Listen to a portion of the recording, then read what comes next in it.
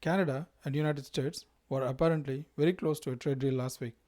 Now, just a few days later, we are going in complete opposite direction. The talks have collapsed and new US tariffs are already in place. Canada is preparing retaliation. And today, President Trump went even further, threatening 50% tariffs on Canadian-made cars, trucks, and auto parts starting January 1st. So what happened actually? Let's keep this simple. Canada and United States were negotiating right up until Friday. The expectation was that a deal could reduce some of the tariffs affecting Canadian steel, aluminum, and vehicles. But the deal never happened. Prime Minister Mark Carney says the United States introduced demands Canada simply could not accept. The American side says Canada was asking for too much. So whatever happened inside the negotiating room, the result is the same. There is no deal. And after midnight Friday, the United States imposed new 50% tariffs on roughly $20 billion worth of Canadian goods. Now, this does not mean every Canadian product entering the United States has 50% tariff, because these new tariffs affect roughly 5% of Canadian exports to the United States. If you are a Canadian company or a business inside that 5%, this is a very serious problem. We are talking about products ranging from wine and furniture to cement, paper products, and even hockey equipments. And Canada isn't simply accepting this. Prime Minister Carney says Canada will respond dollar for dollar with new tariffs on American goods beginning September 8th. This includes areas like steel, dairy products, appliances, agriculture equipment, and electronics. So now both sides are increasing the pressure.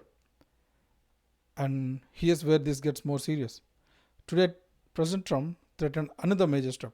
He says that starting January 1st, Canadian-made cars, trucks, and auto parts could face 50% US tariffs.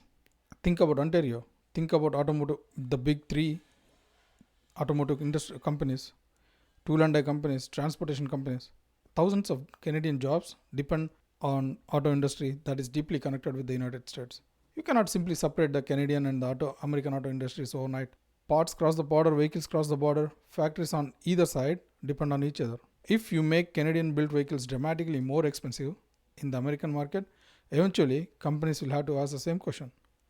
Where should we build the next vehicle? And that's what Canadians need to pay attention to. And now, not just to the political arguments from either side. Watch where the next factory investment goes. Watch where the next vehicle program goes. Watch whether the companies reduce production or delay expansion in Canada. Because that's where a tariff dispute eventually becomes a job story.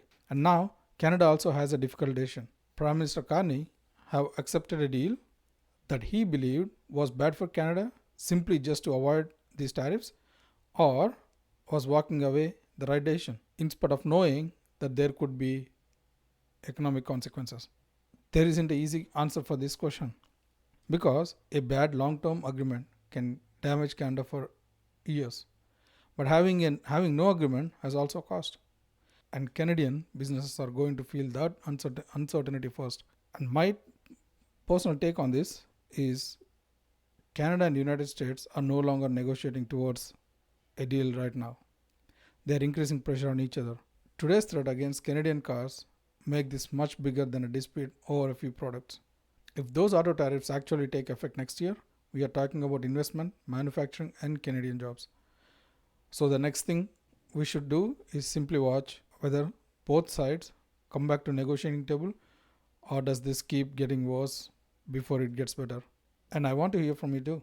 Do you think Canada was right to walk away from the US deal, even if it means taking some economic pain in short term? Let me know in the comments.